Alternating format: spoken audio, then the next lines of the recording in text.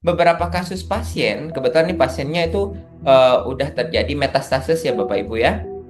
Salah satunya ke anggota paru-paru kayak gitu, yang dimana kasus ini memang membutuhkan beberapa kolaborasi untuk bisa menyelesaikan yang namanya permasalahan malignansi ini. Sih berarti tidak ada lagi yang melindungi. Berarti kalau tidak ada yang melindungi, bagaimana cara kita melindungi luka ini agar kondisinya bisa sama eh, perawatannya secara baik, gitu tuh Bapak Ibu. Nah, sehingga tugas kita ngapain di sini?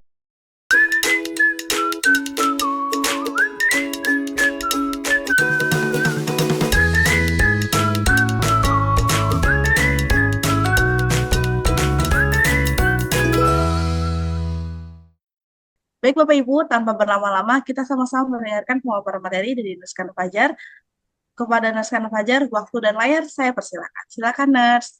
Baik, terima kasih Mbak Ulis atas kesempatannya. Ya, Assalamualaikum warahmatullahi wabarakatuh. Selamat siang Bapak Ibu sekalian ya, siang menjelang sore pastinya di kesempatan kali ini kita ketemu lagi di Medcofazin Academy di mana ruangan konsultasi ya yang kita buat untuk teman-teman sekalian belajar, berdiskusi ya terkait dengan pengembangan tata laksanaan case wound. Nah, gitu ceritanya. Jadi wound ostomi kontinen lah prosesnya. Tapi lebih banyak kita diskusi berkaitan dengan masalah wound di sana yang pastinya di kegiatan ini teman-teman sekalian em, kerap sekali ya kaitannya kita bahas dari pertanyaan yang muncul dari teman-teman sekalian untuk bisa dilakukan perawatan di tempat teman-teman masing-masing dan nanti kita sama-sama melihat hasilnya gitu.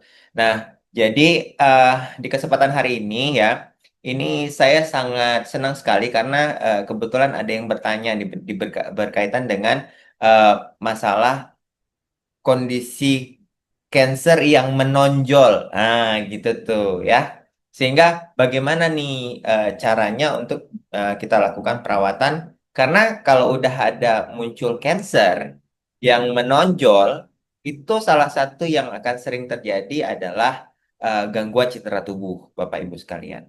Disertai kondisi-kondisi yang menonjol ini, Bapak Ibu, itu biasanya akan terjadi pada waktu tertentu, kanker tersebut itu akan pecah dengan sendirinya dan membentuk luka yang akan mengeluarkan bau ya atau eksudat yang cukup banyak, bahkan terjadi perdarahan pada saat dilakukan proses perawatan em, oleh teman-teman sekalian gitu gitu ya.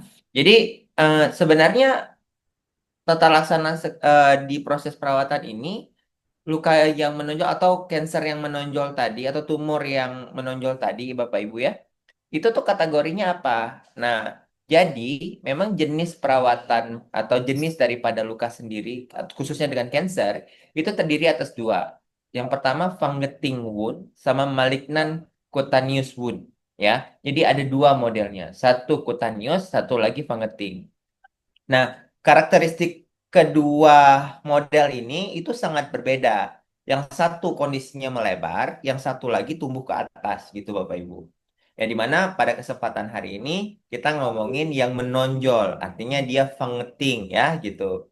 Nah, jadi kondisi ini kita mencoba untuk sama-sama lah ya ngebahas berkaitan dengan gimana sih tantangan jika kita ketemu dengan pasien-pasien cancer yang menonjol ke depan ya atau dikenal tadi fungating wound yang kondisinya berbau dan eksudat banyak bahkan dia prosesnya terjadi pendarahan dan ini butuh apa ya strategi yang holistik dalam kita melakukan kegiatan baik itu dari segi komunikasi, segi perawatannya, kemudian mengevaluasi kegiatan si pasiennya ketika nanti di rumah untuk dia paham ya terkait dengan bagaimana nanti dia sendiri untuk mencegah agar tidak terjadi proses misalnya bau lagi, kemudian eksudat yang berlebih kayak gitu ya Bapak Ibu di proses perawatan di rumah gitu tuh. Ya, karena kita tahu bahwa pasien dengan cancer ini Bapak Ibu nggak ada yang mau didiagnosa dengan cancer gitu tuh ceritanya ya sehingga kalau seandainya ini menjadi diagnosa pertama yang dia dengar salah satu yang akan terjadi adalah pasien itu akan menolak ya Di mana-mana kita kalau udah dibilang cancer, ah nggak mungkin cancer. Cari lagi pengobatan lagi, cari lagi pengobatan lagi. Sampai em, akhirnya dia mencoba untuk ke tradisional ya. Dan prosesnya butuh nih beberapa yang kadang-kadang pergi ke dukun dan yang lainnya gitu ya Bapak Ibu ya. Sehingga bagaimana peran kita sebagai tenaga kesehatan yang bersertified wound care clinician ini bisa menjawab tantangan ini ya dan memberikan sebuah komunikasi yang baik sehingga mampu mengadvokat si pasien ini untuk bisa dia memahami bahwa ketika kondisinya dia kena cancer, berarti harus ada beberapa alur yang harus dipersiapkan.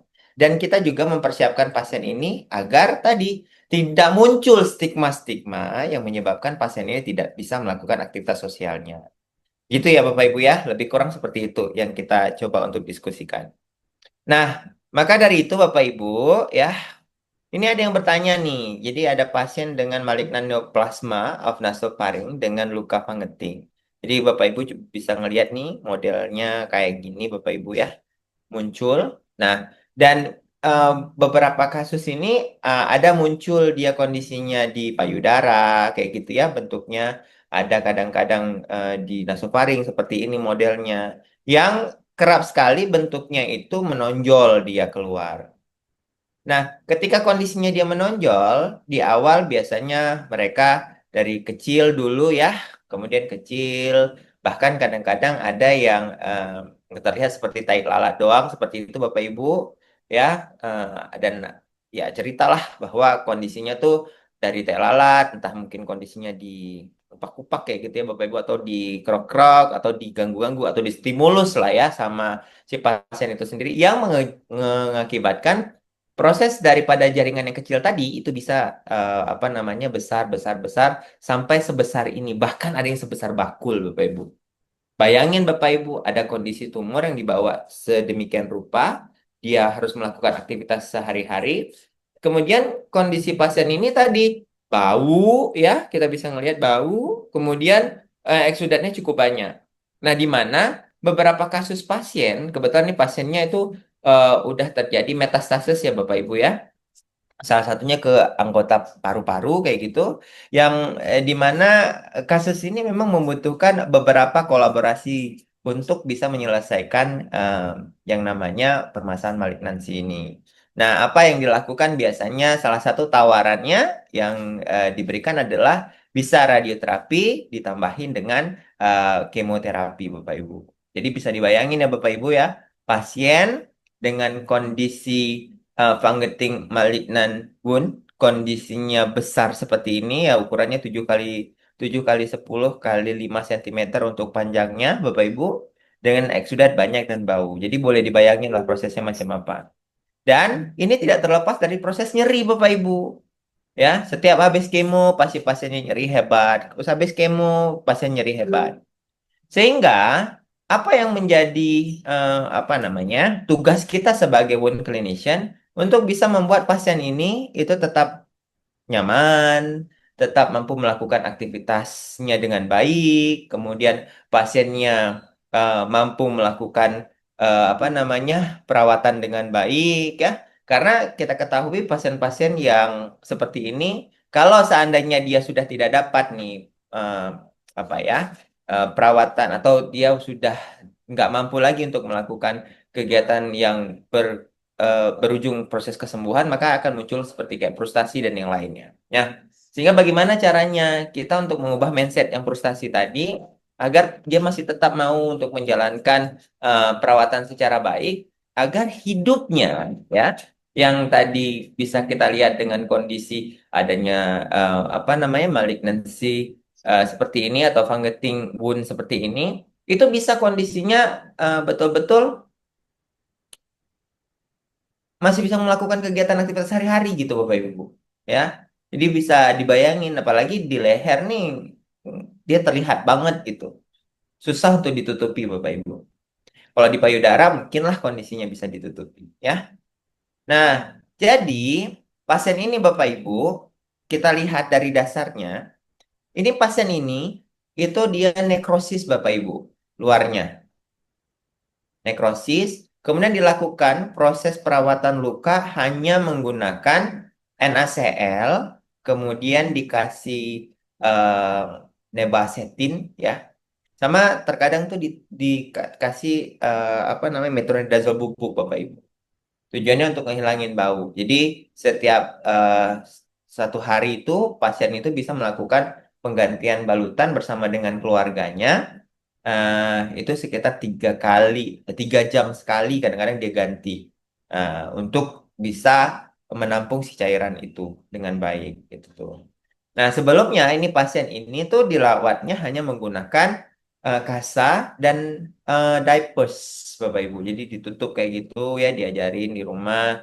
Ya, tadi biar tujuannya terabsorb dengan bagus. Kemudian pasien ini bisa melakukan aktivitas seperti ya sosial, ngaji, sholat, dan yang lainnya ya, Bapak Ibu ya.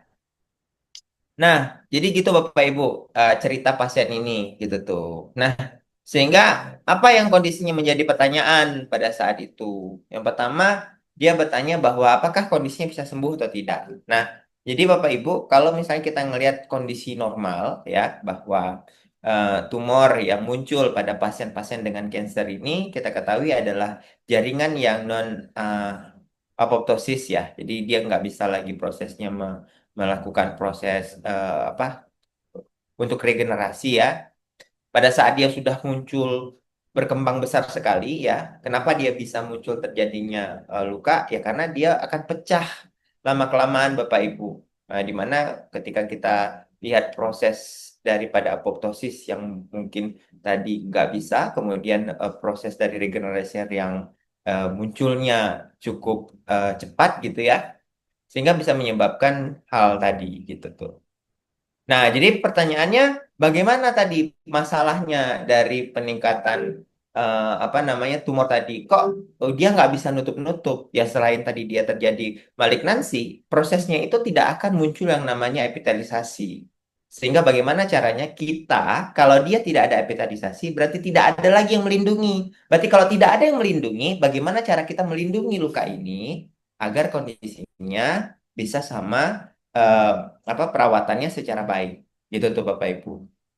Nah, sehingga tugas kita ngapain di sini? Jadi tantangan utama dalam perawatan fungeting itu yang pertama di sini ditanya bau. Jadi baunya itu bagaimana cara untuk membuat pasien ini jadi nyaman. Terus yang kedua adalah bagaimana pendekatan komunikasi terapeutik untuk pasien yang datang dengan seperti ini, yang dimana pasien tahulah ada perubahan citra tubuh Bapak Ibu di bagian lehernya ya. Jadi apa yang harus kita lakukan? Nah, ini penting sekali ya apa namanya? Kita sebagai tenaga kesehatan itu mampu untuk melakukan perawatan sebaik mungkin agar pasien ini bisa eh, tadi ya nggak terus menerus dalam kesedihan, terus menerus dalam putus asa ya, sehingga kita bisa menjadi solusi untuk menyelesaikan masalah luka yang rebes ini. Nah, jadi kondisinya itu Bapak Ibu, karena tadi eksudatnya berlebih keluar ya, karena dia terjadi luka. Nah, kita bisa ngelihat ada 2 faktor di sini. Yang pertama adalah terjadi kebocoran. Yang kedua adalah terjadi kulit di sekitar lukanya maserasi. Mungkin tadi kalau ngelihat di awal lagi ya, bagian sampingnya itu terjadi maserasi. Nah, biasanya kalau kondisi pasien seperti ini Bapak Ibu, ya, apalagi pasien kemo, radiasi, imunitasnya akan turun Bapak Ibu dan mudah tentu terjadi yang namanya infeksi sekunder atau dia muncul infeksi. Makanya kenapa butuh banget proses perawatan dengan teknik untuk membalut lukanya agar terhindar atau terlindungi dari paparan mikroorganisme lain agar pasien tersebut itu tidak terjadi infeksi. Yang kemudian bau tidak sedap Bapak Ibu. Nah, biasanya nih bau tidak sedap itu bisa pseudomonas ya bisa muncul ya yang biasanya kadang-kadang membuat banyak orang gitu ya merawat pasien cancer tuh selalu bilang pasiennya belum masuk tapi baunya udah masuk duluan gitu tuh. Itu menjadi salah satu yang sangat-sangat apa namanya eh, tidak enak nih dalam proses kita melakukan perawatan. Kadang kita pun sendiri sebagai tenaga kesehatan, apalagi pasien di awal-awal gitu ya, yang datang dengan kondisi sangat bau, itu terganggu juga kondisinya kayak gitu. Bahkan bukan kita yang terganggu atau pasien yang datang lah, ya, dengan sesama pasien yang lain itu bisa terganggu. Terganggunya gimana? Kebetulan nih pasien nasofaring itu di bagian nasofaring itu tuh kan organnya mulut ya, nasofaring dan ke bawah. Nah, kadang-kadang yang keluar itu bukan hanya kondisinya si kansernya aja tadi yang berkembang ke luar, tapi kadang-kadang yang dia nggak bisa nutup lagi mulutnya kayak gitu Bapak Ibu ya. Karena kansernya tadi udah membuat proses kekakuan lah. Dan itu kadang-kadang netes keluar. Bapak Ibu bisa bayangin lah bau eh, iler ya dibilang bau bacin gitu. Dia dengan cancer tuh gimana proses? Sehingga kadang-kadang pasien itu nggak bisa melakukan aktivitas dan itu sangat terganggu. Dan kondisi lain Bapak Ibu ya jaringan cancer kita ketahui bahwa rapuh banget gitu. Jadi mudah banget perdarahan sehingga pada saat dia mau ganti balutan tuh jangan sampai terjadi perdarahan gitu dan ketakutan pada saat dia tidur malam, misalnya dia miring kiri, miring kanan, tiba-tiba dia kegesek atau apa, itu kadang-kadang menyebabkan pasien itu nggak bisa tidur kayak gitu atau nggak enak gitu ya untuk miring kanan, miring kiri. Nah, kesulitan selanjutnya Bapak Ibu ya biasanya karena tadi ya dia maserasi, mudah banget iritasi, kadang-kadang bisa perih, erosi kulit ya. Dan psychology problem pasien ini itu salah satunya adalah tadi bagaimana cara kita untuk bisa membuat pasien ini agar tidak terjadi isolasi atau gangguan jiwa tertentu. Nah, ini eh, kondisi yang sering muncul Bapak Ibu dengan kasus-kasus pasien cancer. Dan pasien tadi itu kayak gitu Bapak Ibu. Nah, pendekatan yang pertama sekali adalah jika pasien tersebut datang, Bapak Ibu, yang harus dilakukan sama kita adalah kaji apa yang kondisinya dia rasakan dulu. Jadi kalau dia datang bilang, Pak, saya pengen dilakuin perawatan, tapi saya pengen kalau dirawat sama Bapak tuh bisa sembuh gitu. Terkadang karena mereka tuh udah frustasi Bapak Ibu. Makanya benar-benar Bapak Ibu yang harus kita lakukan adalah mencari dulu apa yang dia rasakan kondisinya tuh masalah besar. Tanganin. Jadi kalau seandainya pertanyaannya tadi masalah besarnya adalah bau, ya, cairan banyak, berarti Bapak Ibu bisa memulai dengan, Bu, boleh nggak kondisinya? Ya, dari segi perawatan di sini karena memang kami memberikan perawatan, salah satunya kami bisa menurunkan dulu, Bu, atau memberikan layanan dulu untuk bisa bagaimana caranya si pasien ini nggak bau, gitu tuh. Nah, sehingga ini kondisi teman-teman harus berikan kayak gitu ya. Kemudian yang selanjutnya adalah karena dia ketakutan tadi saat tidur dia nggak bisa kayak gitu Bapak Ibu ya. Karena takut tadi tergesek dan yang lainnya.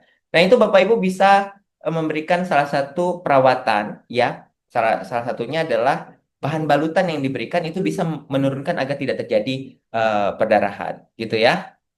Dan ini sangat penting dilakukan. Nah, kemudian bagaimana dengan kondisi psikologis seperti bau tadi? Teman-teman itu boleh memberikan beberapa kondisi perawatan seperti aromaterapi ya, yang bisa membuat pasien itu tenang ya, membuat pasien tersebut itu ya tadi udah dilakukan perawatan dengan misalnya balutan penyerapan tinggi ya kayak gitu.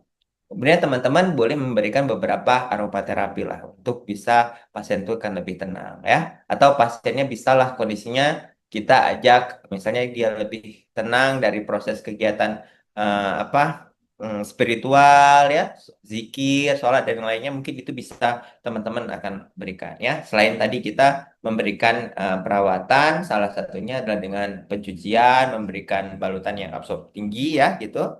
Kemudian yang selanjutnya adalah tadi memberikan penampilan yang bagus ya. Salah satunya adalah dari balutan yang Bapak Ibu buat. Gitu tuh ya. Nah, jadi apa sih rekomendasi yang mungkin bisa Bapak Ibu berikan ya untuk beberapa balutan pasien-pasien yang eksudatnya tinggi nih Bapak Ibu ya. Salah satunya di Indonesia itu sudah ada jenis charcoal dressing Bapak Ibu ya. Itu sudah ada. Dia kalau nggak salah saya dari Drawtex gitu. Udah ada dia dressing yang isinya charcoal. Kemudian kalau seandainya cairannya keluar, kemudian besertai dengan darah ringan, Bapak Ibu boleh memberikan kalsotat, bisa algicet, bisa algili, algili itu bisa Bapak Ibu, karena eh, produk ini tuh kondisinya bisa untuk absorben. Kemudian ada untuk dasar luka ya, seperti yang kondisinya eh, selalu kita apa namanya diskusikan ya penggunaan daripada zinc cream ya chitosan yaitu dari metcofazin sama metcofazin regular atau metcofazin silver untuk memberikan perawatan. Nah, di sini tekniknya Bapak Ibu boleh menggunakan misalnya kalau dia nekrosis kayak tadi ya, Bapak Ibu udah jangan pakai antibiotik lagi Bapak Ibu karena antibiotik itu bisa nyebabin resistensi. Jadi Bapak Ibu boleh menggunakan yang namanya misalnya dasarnya pakai metcopazin regular atau silver Bapak Ibu tergantung daripada kondisi lukanya. Kemudian di atasnya karena mungkin tadi sering banget proses pendarahan kayak gitu atau dia takut pada saat tidur terjadi pendarahan, Bapak Ibu boleh kasih kalsium alginate. Dan di atasnya tadi boleh Bapak Ibu tambahkan misalnya masih tetap pakai Pampers Pak. Dia sanggup nih hanya juga menggunakan Pampers ya udah Bapak Ibu boleh tambahkan Pampers tapi nggak boleh direct. Harus kasih si kasanya dulu baru Pampersnya paling luar kayak gitu tuh. Ya sehingga nanti Pampersnya bisa diganti-ganti gitu Bapak Ibu. Jadi kalau udah penuh diganti kemudian dipasang lagi. Nanti pas waktunya 3 hari pasiennya boleh diganti semuanya. Tapi diganti harus dengan tenaga medis gitu ya Bapak Ibu. Kemudian ada juga beberapa yang direkomendasikan Bapak Ibu untuk pasien-pasien yang terjadi iritasi atau maserasi di sekeliling lukanya. Ini boleh menggunakan skin barrier atau zinc pasta. Ya boleh Bapak Ibu menggunakan Metcopazin boleh, boleh menggunakan ada Kafilon juga boleh. Ini prosesnya pelindung Bapak Ibu di sekitar luka. Jadi silahkan Bapak Ibu untuk eh, bisa menggunakan itu terlebih dahulu untuk kasus-kasus pasien yang maserasi atau pasien tersebut itu terjadi iritasi di sekitar lukanya. Karena tujuannya adalah eh, topical terapi ini bisa membuat sebagai skin barrier protection agar dia kondisinya nggak lebih rusak lagi gitu Bapak Ibu ya. Dan selanjutnya boleh Bapak Ibu berikan beberapa dressing misalnya terjadi infeksi lokal kayak gitu Bapak Ibu boleh memberikan silver tadi boleh dari Metcofazin silver boleh digunakan, Fibercel IG boleh diberikan ya Suprasolv XPHMB boleh digunakan. Nah, ini tujuannya memang untuk mengatasi permasalahan infeksi lokal. Jadi rekomendasi yang mungkin Bapak Ibu bisa lihat ya baik itu kondisinya di Indonesia ini udah ada semuanya produk ini di Indonesia jadi boleh teman-teman berikan gitu ya. Nah, jadi bagaimana caranya kita berikan? Jadi tekniknya adalah jika pasien tersebut terjadi maserasi di sekitar lukanya, Bapak Ibu boleh berikan metcofazin reguler ya, kalau dia kondisinya tidak infeksi, itu boleh agak lebih Bapak Ibu ke samping-samping lukanya. Jadi periwoundnya tetap dapat dan di atasnya teman-teman boleh kasih kalsium alginate gitu tuh. Dan kondisi ini Bapak Ibu itu kenapa direkomendasikan karena chitosan sendiri sebenarnya ya dia mampu untuk membunuh kuman, menghentikan inflamasi dan dia juga bisa menghentikan pendarahan yang eh, tidak berat ya, pendarahan-pendarahan yang minor, yang kecil kayak gitu Bapak Ibu boleh diberikan langsung. Tetapi nggak bisa dikasih langsung dengan oke kasih apa namanya kasih si Metcofazin reguler ya, tapi harus ditambahkan misalnya dengan kalsium alginate. Tujuannya adalah biar dia nggak lari kemana-mana dan tetap nempel di kalsium alginate-nya. Sehingga proses untuk memberikan kelembaban tadi tetap optimal jika kita berikan selama kurang lebih 3 hari.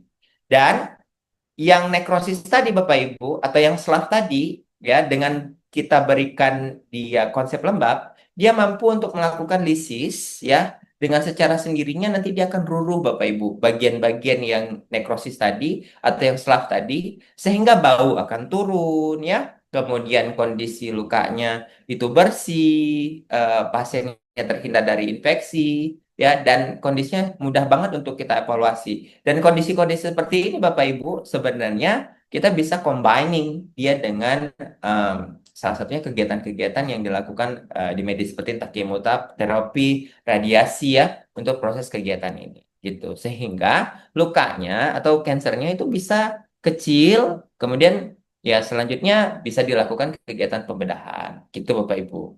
Kalau dia pasien infeksi gimana? Nah, kalau kategorinya infeksi kayak gini nih Bapak Ibu, nih modelnya kalau dia udah turun kecil kayak gini, ya, bagaimana caranya? Ya, kita tinggal lakukan aja proses otolisis lagi kayak gitu. Sampai dasar lukanya merah, bagus, dan pasien itu bisa melakukan aktivitas atau pemberian kemoterapi terus-menerus.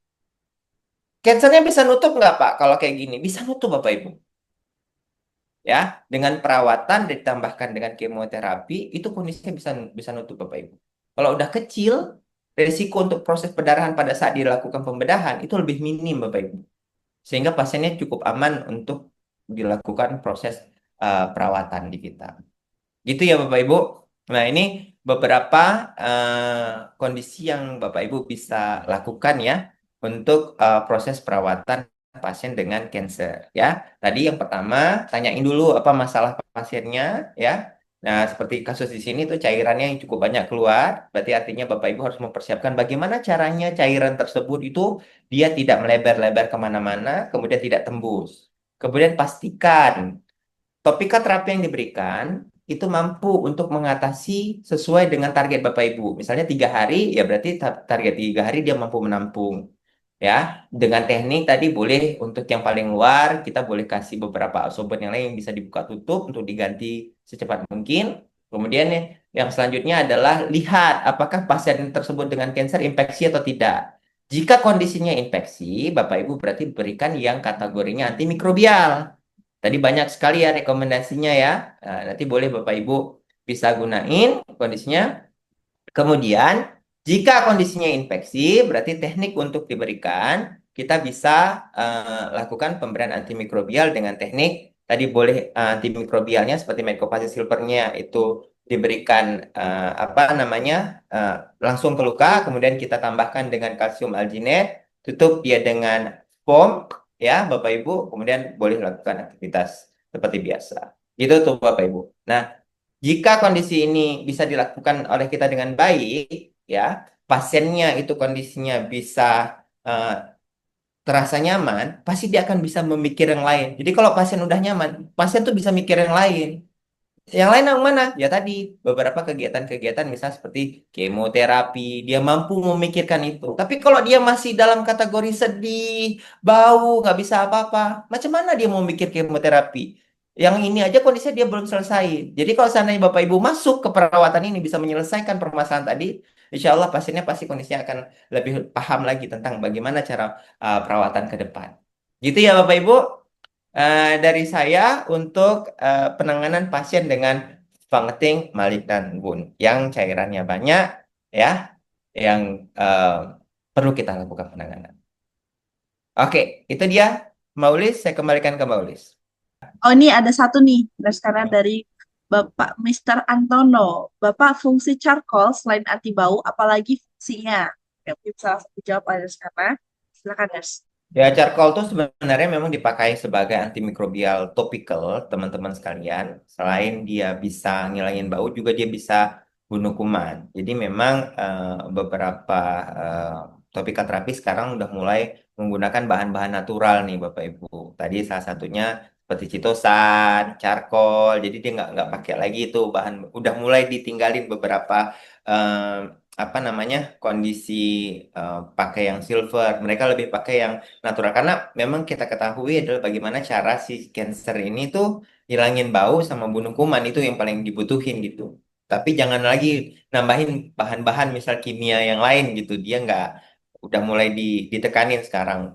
Karena beberapa riset juga udah ngomong kayak gitu. Jadi lebih dia kasih bahan natural gitu. Makanya charcoal tadi selain dia kondisinya bisa apa hilangin bau, dia juga bisa bunuh kuman. Gitu tuh Pak, benarnya. Jadi Bapak bisa menggunakan besok pada kasus-kasus pasien yang baunya nggak sedap banget itu Pak. Silahkan boleh pakaikan charcoal ya. Oke, terima kasih Nus karena untuk jawabannya. Mudah-mudahan menjawab nih. Selanjutnya, pertanyaan dari Pak Fahmi Abdillah Nasution dari RS Pratama. Luka kanker nematarik banget, tapi ketika sudah epitel luka pada kanker yang masih kemoterapi, pasti akan rusak lagi, sehingga pasien-pasien bisa frustasi ya. Betul. Bagaimana manajemen tepat untuk stres tersebut? Oke, mungkin Nus karena bisa langsung dijawab. Ya, jadi memang pasien-pasien dengan kondisi kemoterapi salah satu yang menghambat tumbuhnya epitelisasi itu memang kemoterapi, Mas. Apalagi pasien-pasien radiasi itu wow, udah luar biasa banget kayak gitu. Nah, jadi bagaimana caranya untuk kita lakukan kegiatan tersebut? Ini butuh diskusi ya. Artinya kita butuh untuk bisa berdiskusi dengan dokter kemoterapi atau dokter onkologinya terkait tentang bagaimana siklus yang diberikan. Boleh nggak siklus tersebut dihentikan terlebih dahulu sampai prosesnya terjadi epitelisasi bagus, kemudian teman-teman kondisinya boleh nih melanjutkan untuk melakukan kegiatan kemoterapi. Karena kemoterapi itu boleh di stop loh, kayak gitu. Bukannya nggak boleh di stop, kayak gitu tuh. Nah ini butuh memang diskusi langsung. Biasanya beberapa kasus yang kita di refer nih pasien-pasien dengan apa cancer, apalagi biasanya kita eh, kejar-kejaran nih kemonya sama si cancernya kayak gitu biar dia kondisinya bisa nutup. Nah biasanya kalau kasus-kasus kayak gini kita minta tolong atau kita diskusi sama dokternya, dok boleh nggak kondisinya untuk siklus perawatan misalnya dia mau cancer mau dilakukan dulu misalnya berapa siklus dulu jadi di kemo dulu.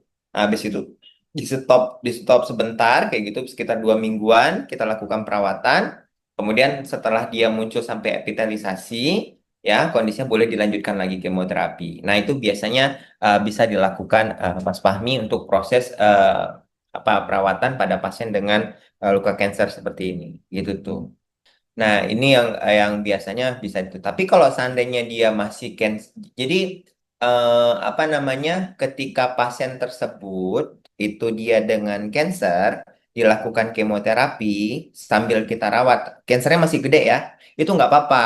Karena kita butuhnya bukan proses untuk perbaikan, karena kita butuh untuk kasih pasiennya nyaman dulu, ya. Itu yang notice dulu, ya. Teman-teman harus harus tahu di batasan itu. Tapi kalau seandainya prosesnya dia sudah dilakukan proses pembedahan, kemudian udah diangkat nih semua kansernya, kemudian prosesnya dia butuh kemoterapi dulu. Nggak apa-apa kemoterapi dulu ya kemoterapi dulu beberapa kali biasanya gitu kemudian untuk bisa menutup si jaringan lukanya itu teman-teman sekalian bisa tadi berdiskusi sama dokternya untuk mungkin di stop dulu beberapa siklus kemudian kita lakukan perawatan untuk epitelisasi yang habis dilakukan pembedahan itu bisa nutup dulu baru kondisinya di kemoterapi itu sih lebih lebih tepatnya seperti itu biasanya dan ada tindakan itu yang diberikan.